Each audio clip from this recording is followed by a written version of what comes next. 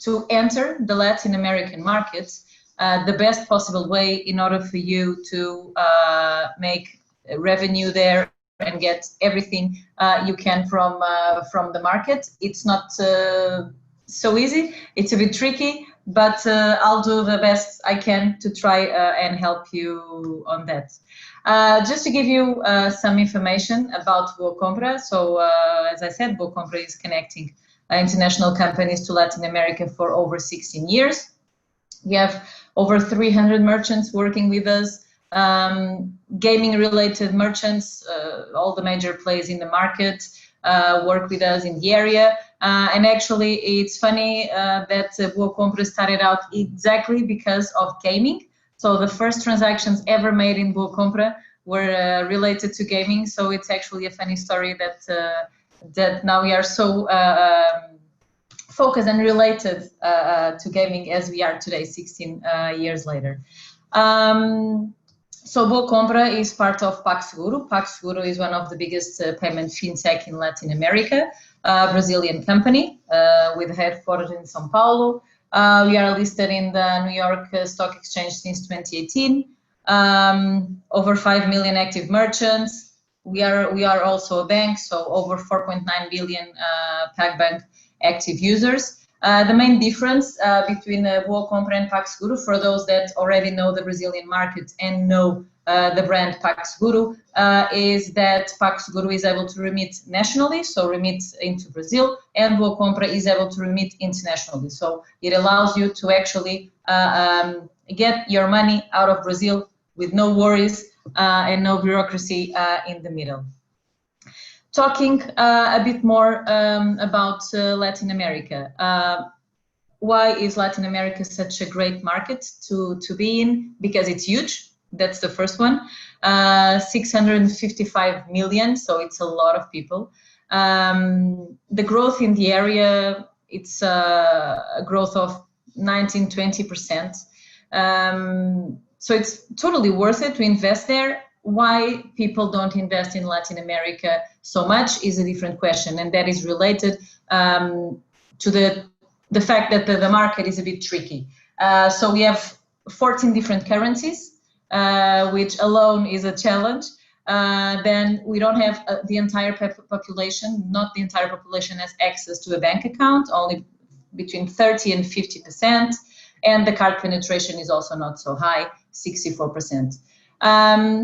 And this is why Latin America works in a different way than we are used to in Europe or in the US, okay? So in order for you to enter Latin America, you need to know the region, you need to work with the correct partners, and you need to know a bit more about payment methods. So the most used payment methods in Latin America, the first one there is installments. Actually, installment is not a payment method. It's related to credit cards. So the most common ones and the most used ones are cash payments, bank transfer, local credit cards, and debit cards, and e-wallets. Installments actually are a part of credit cards. I'm going to go through 3 topics here in the beginning: the consumer spending, the top segments, and the payment method split, to give you an idea of how this works in this market. So as you can see here in this graph related to the consumer spending in Latin America, I don't know if you can properly see it, but Latin America is the dotted line in green, okay, the first one that you see there. And as you can see, this graph has a prediction until 2021.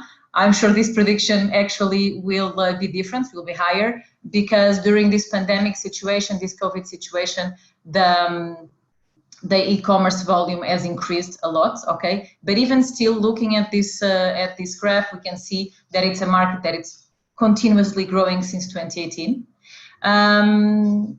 By 2022, the prediction here, the estimation was that the market will more than double, and definitely it will. We can immediately see the results now. This happens why? So the cross-border is growing a lot, okay? Basically, cross-border is the ability for international companies to invest in these markets. This is possible through a local payment provider, okay, through a local payment partner. And this local payment partner, what they do is they can collect the money from you in all the different currencies, and they will remit the money to you in the currency of your choice, usually USD or euros. This is what cross-border means, and it's growing 42%. Mobile commerce, obviously, people are getting more technological, so this is a segment that is growing, and digital goods as well. Still on consumer spending, but this time only focused in Brazil, given that Brazil is the top market in Latin America.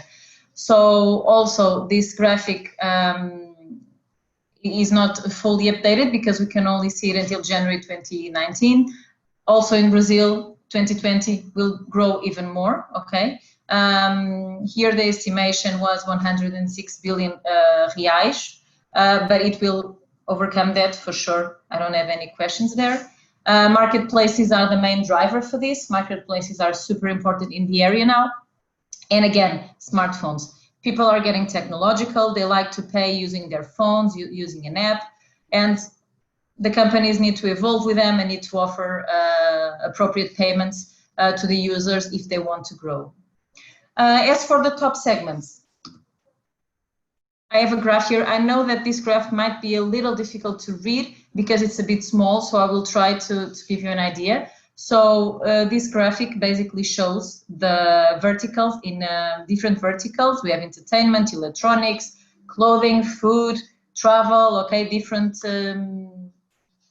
verticals, and e-commerce. And this is the main countries, what these countries sell, okay? So for example, in Mexico, what is sold the most is entertainment, and of course gaming enters in this category, and followed by electronics, which is also obviously connected to gaming.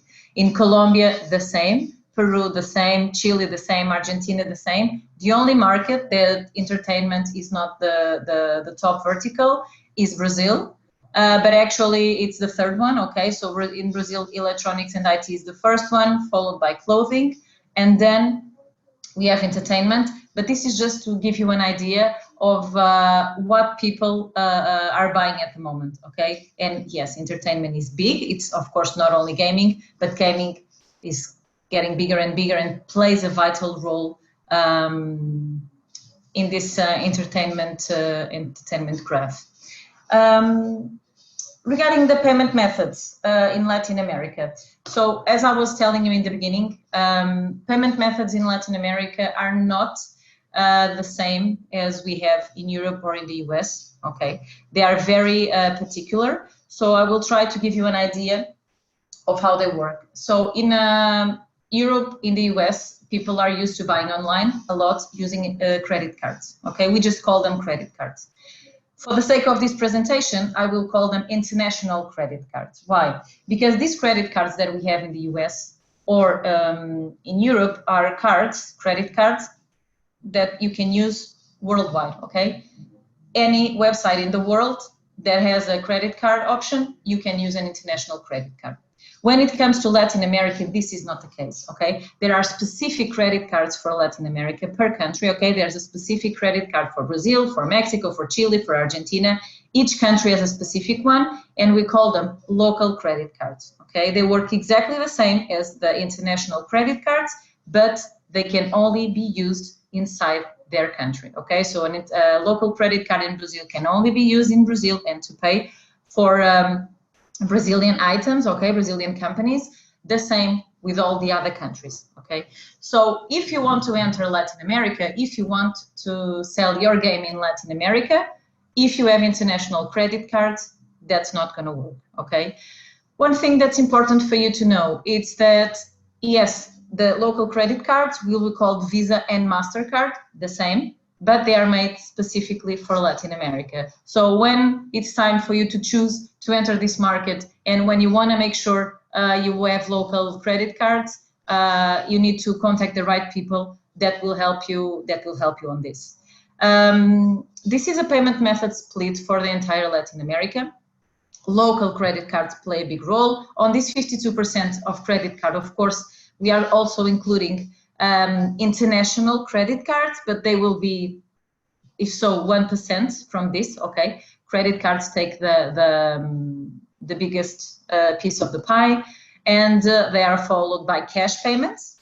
Okay, 15% cash vouchers, digital wallets, debit cards, bank transfer, and then other payment methods that might exist in that country. Depending on the country where you are operating, credit cards, local credit cards will be more important or not, as well as cash payments. Okay. I will dig a bit more into cash payments, local cards, and installments, as well as e-wallets, for you to understand exactly how they work. And although they seem a bit confusing, trust me, people are used to them, and it's not confusing for locals for sure. Okay. So when it comes to cash payments, here we go. When it comes to cash payments, I've chosen these 7 countries. These are the top countries in Latin America, okay? And when it comes to cash payments, in Brazil, we have Boleto Bancário. In Uruguay, we have Red Pagos. Argentina, we have Rapipago and Pago Fácil. Chile, we have Multicaja. Peru, Pago Efectivo. Colombia, Efecti and Baloto. And Mexico, Oxxo. These are the top cash payment methods in these countries, okay? Cash payment methods are a bit weird for people that are not used to them. In Europe, we don't have them the same way they do in Latin America. In the US, they also don't have it. So basically, a cash payment method is a voucher, okay, that you can print. So you go to the online store, you choose to pay with this payment option, and you print a voucher that has a code or a barcode, okay? What you do then is, depending on the country you are in, or depending on your own situation, if you have a bank account or not, you can then pay for this code online through your online banking, or you can physically go to a store where you can pay for this code. These stores can be anything, supermarkets, pharmacies, specific stores, okay? They are everywhere, and this is really good for people that don't have a bank account. As I said in the beginning, we have a big percentage of the population that doesn't have a bank account. So this is an option for these people. They can still buy online, but they use cash payment options. When it comes to gaming, it's even better because, of course, depending on the game, but usually the big percentage of players, gamers, are students or kids, people that don't work yet, and usually they don't have a bank account. So this way, they don't need to ask the parents for the credit cards. Basically, they can buy an item and pay for it physically. They have some cash, they go, they pay. So it's very convenient. And in these countries, people are super used to it. The only tricky part is that these vouchers have an expiry date. Okay, it will depend on the country and on the payment method. Sometimes the expiry date can be 2 days or 1 week. So this means that you can buy something today and only pay for it 3 days later. And also you have a delivery date, meaning in some payment methods, it's instant. Okay, the moment you pay, you get your item or you get your product. But in other payment methods, it doesn't work this way. You need to wait for the item to actually be delivered to you. And this can also take some days. This is weird for us, I understand that, but believe me, this is what works in Latin America, and it's super important there. When it comes to cards, local cards, I will always call it local cards, not to confuse the term. So it will always be international cards and local cards. The main difference I already explained to you between international cards and local cards. So international cards are enabled to pay internationally in any online website that accepts international payments, obviously, but you cannot use your international card to pay in Latin America, for example, and the other way around. So the local cards don't work outside of these countries. And this is important. Why? Because in Latin America, when you go to a bank and when you create a bank account, unless you specify that you need an international card, they will immediately give you a local card. I even think, and I'm quite positive that this is the reality, that a lot of people don't even know that there are international credit cards, or even the difference between local cards or international credit cards. They have a credit card, they pay with it, and that's it. They don't even think about it, okay? But these local cards don't work outside of these countries, okay? And the majority of the population uses local cards. So in Brazil, just out of curiosity, 64% of the population uses local credit cards, okay? And Brazil is a huge country, 64% is a lot. So if you enter Brazil with international credit cards, you're only entering actually 20% of the population. You're leaving all the rest of the population out. The same with Mexico, local cards, super common, and Chile. Chile is actually one of the exceptions when it comes to cash, because it doesn't have a huge penetration of cash. People use a lot of local cards in Chile, but in all the other countries, cash payments play a very significant role. Directly connected to cards, we have installments. Installments is also something that it's not super common in Europe or in the US, especially if we are talking about items that are not super expensive, okay? Basically, if somebody doesn't know, an installment is an option to divide the total amount of a purchase in monthly parcels, okay? Depending on the country, these parcels can go up to 12 installments or more. It will depend. But of course, this comes with a price, okay? The more installments you make, the more interests you pay on it, okay? So yes, although it's you will pay more for an item at the end of the day, this is sometimes the only option for people to actually buy some things. And when we say things, I'm not talking about fridges or anything super expensive. I'm talking shoes, I'm talking video games, the more expensive ones, obviously. I'm talking clothing, okay? Installments are quite common, and people prefer to pay this way because even though they will pay more at the end of the day, at least they will be able to buy the things that they want, okay? Of course, when we are talking about video games and gaming in general, installments are not super used. Why? Because usually the average ticket, it's not super high, okay? So I'm not gonna make an installment for 5 reais or for 10 Mexican pesos, okay? So, but if I'm buying a game that is more expensive, probably I will use installments. But this will depend. Of course, it changes depending on the vertical that you are working with. In gaming, it's not so common because of the average ticket. But if you have a product that it's a bit more expensive, then yes, you should have installments for sure. Then we have wallets. Wallets are also common in Latin America. PayPal is known worldwide. And then we have Mercado Pago, which is a Latin American wallet. PagSeguro also has a wallet. We have our own wallets. Wallets are also growing. It's easy. You can top up your wallet and then make the payments directly from your phone. So people actually like to use wallets now more than ever, and online sales, wallet sales are growing. This was just a general idea of each payment group.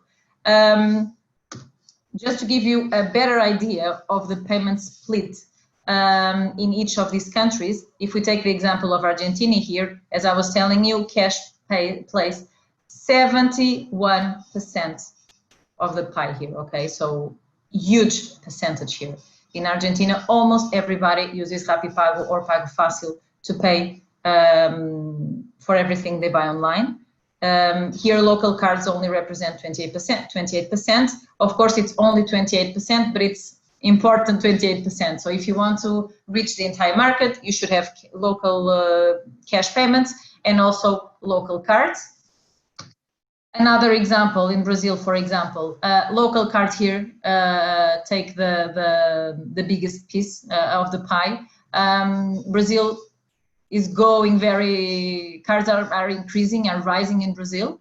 Bank slip, which is boleto, takes 27% of this pie. So people still use it a lot, okay? Please keep in mind that 27% is a lot in a country like Brazil that is so huge, and still also people like this, if you have the cash payment method in Brazil, you can still reach the population, the unbanked population. And again, since we are talking about games, it's easier for kids to just ask their parents for money, and they go to a store and pay for the game or for the item they bought in the game without having to worry if they are using the parents' credit card or not. Colombia, cash, again, 80%. Efecti and BoaCompra are the main payment options here, cash payment options. They take 80%. In Chile, Chile actually is the biggest, the main exception from Latin America because consumers tend to use a lot of cards, okay? 90% is a lot. So yes, you can have cash. You can have the multicaja that I mentioned before, but in Chile, obviously, what is important is for you to have a local cards. In Mexico, it's quite balanced. You have 45-45 for both cash and local cards. So OXXO is the main option for cash. Obviously, you should have both. In Peru, again, cash 70%. Pago Efectivo is the way to go in Peru. Here, local cards only represent 10%. And then in Uruguay, we have local cash payment methods taking 75% of the pie, which is a lot. Obviously, local cards taking 25%. Now that I gave you more or less an idea of how local payment methods work in Latin America, of course, maybe you are questioning and asking, but how do we do this? How do we enter that market? How do we operate in the market?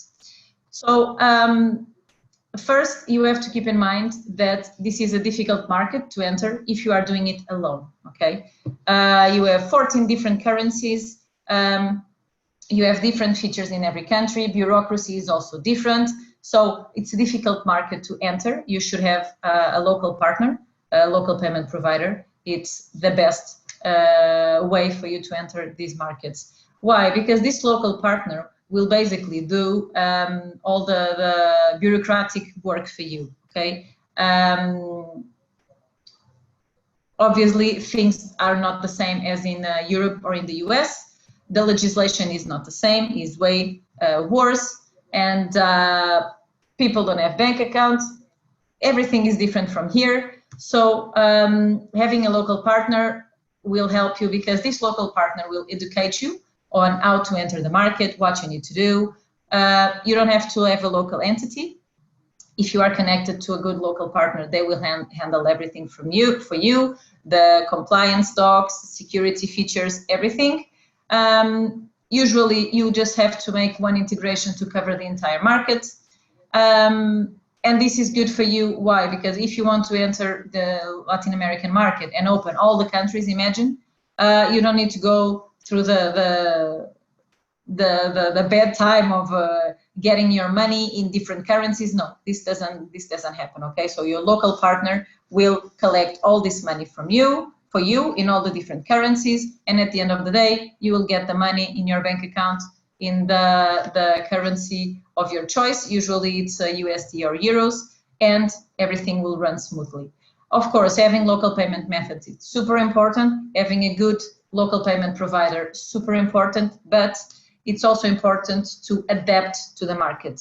And for you to adapt to the market, you need to localize your game, okay?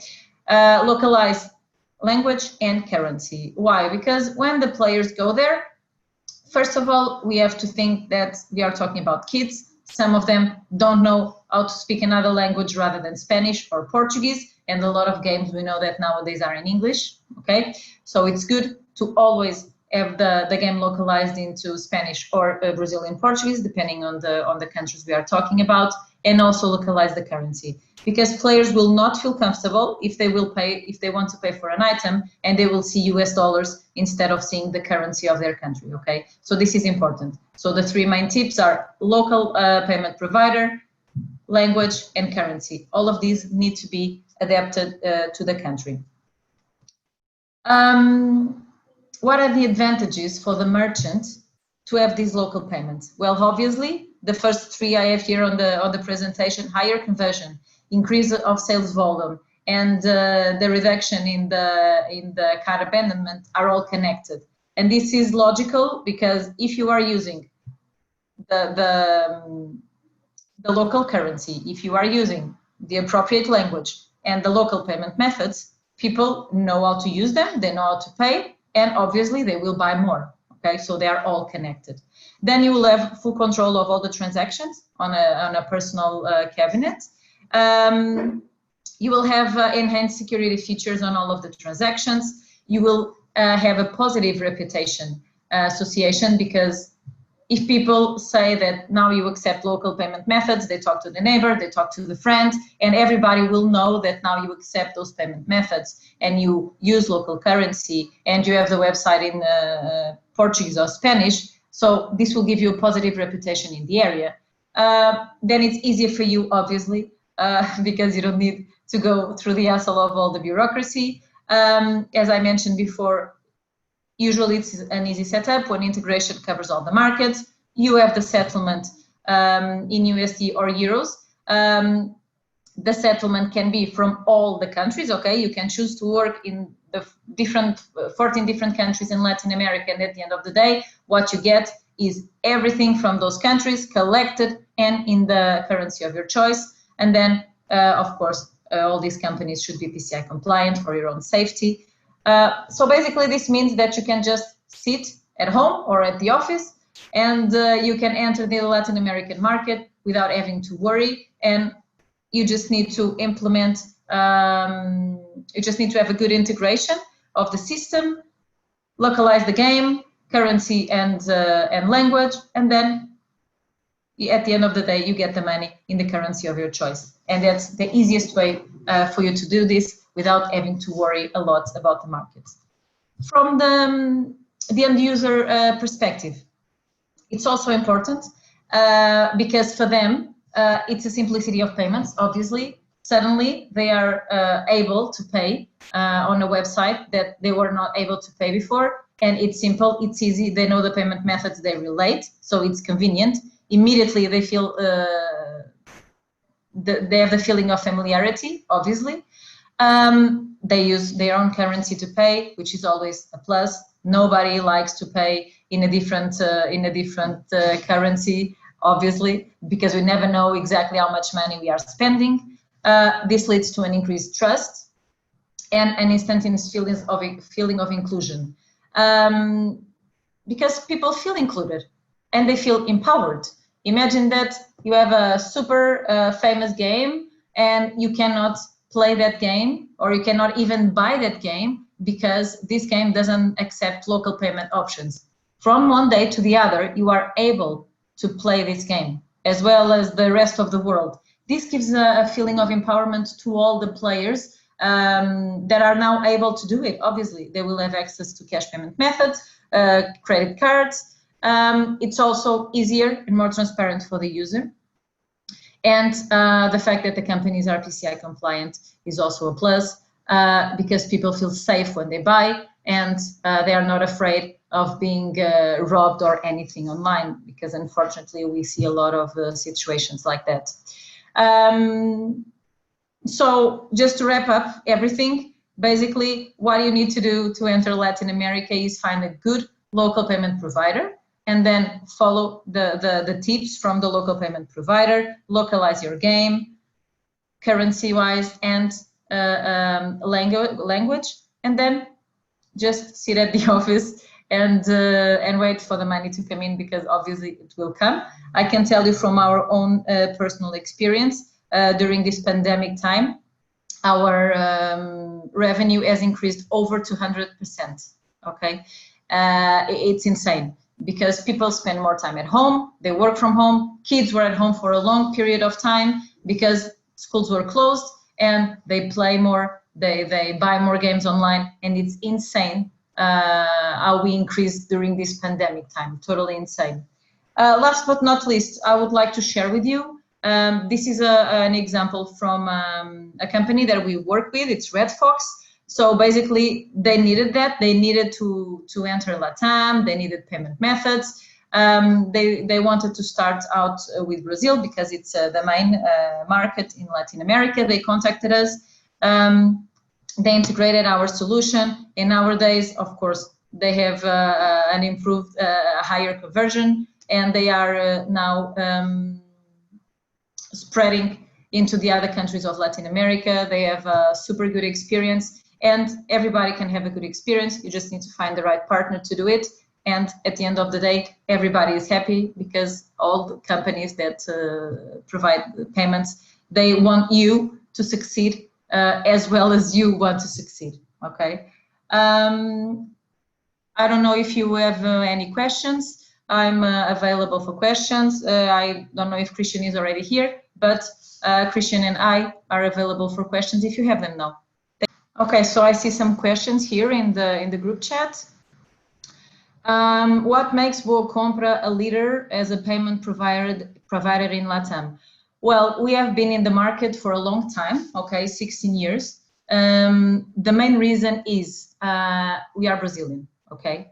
We are a Brazilian company. I'm not Brazilian, I'm Portuguese, based in Lisbon, but we are a Brazilian company, and being Brazilian, of course, we know the market. We know the market of the country where we are in, Brazil, and we know the market of the countries around us. Obviously, we know the reality, we know the behavior of people, and this was the main thing to actually create this company. It was actually to help people to be able to access games or products that they didn't have the possibility to access before. Because we are in the market for 16 years, we had a lot of experience, we have a lot of expertise, and being part of PagSeguro, that is one of the biggest fintechs in Brazil, yes, that makes us a leader in the market, because we work with it every day. And for these markets, they are so complicated, you need to know them, you need to work with them. I personally have been in the company for 7 years, and when I joined the company, I knew nothing about local payments, and like, you learn something new every day. It's insane. We have another question here. Do you predict PC and console gaming will rise over mobile because of the pandemic? Right now, mobile 68, PC 39, console 24 in LA.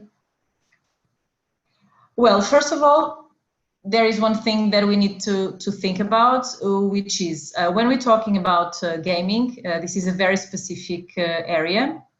Of course, mobile games are increasing, that is true.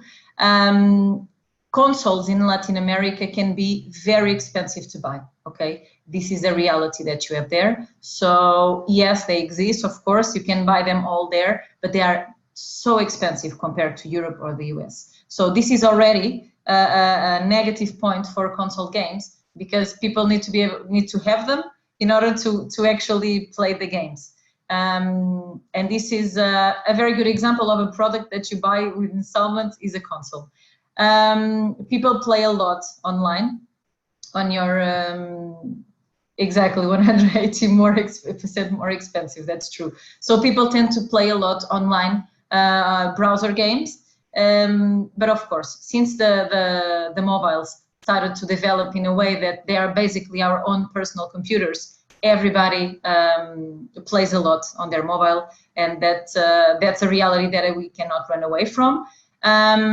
My perspective is, yes, mobile games will rise, but it will get to a point where the classic games, browser games or console games, will never be surpassed, because the graphs, the way the game works, like everything around it is different, and you cannot get that on a mobile, okay? So I don't think it will ever be surpassed. But yes, we need to see how it goes in the future. Depends on what they do with the new mobiles that they will launch.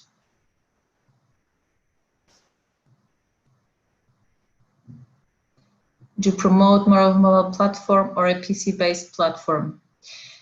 Well, in our personal experience, okay, PC-based platforms are bigger, okay, in Latin America. However, we have a very good example recently, which is Free Fire, the game from Garena, which is mobile, and it's huge in Brazil, huge in Latin America.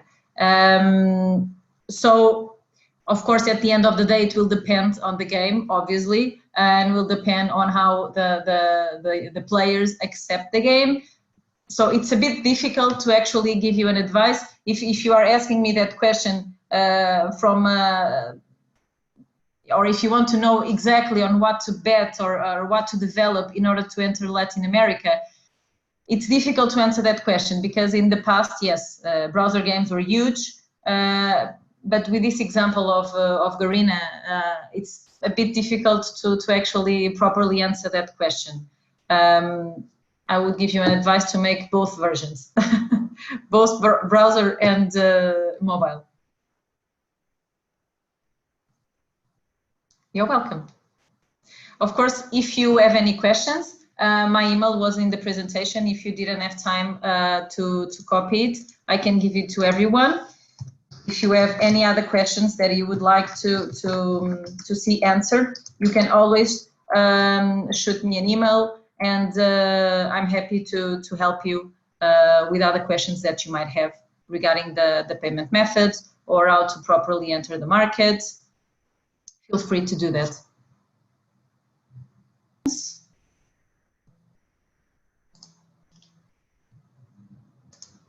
Okay, if we don't have any other questions, I think we can wrap it up here. My email is there. Thank you so much.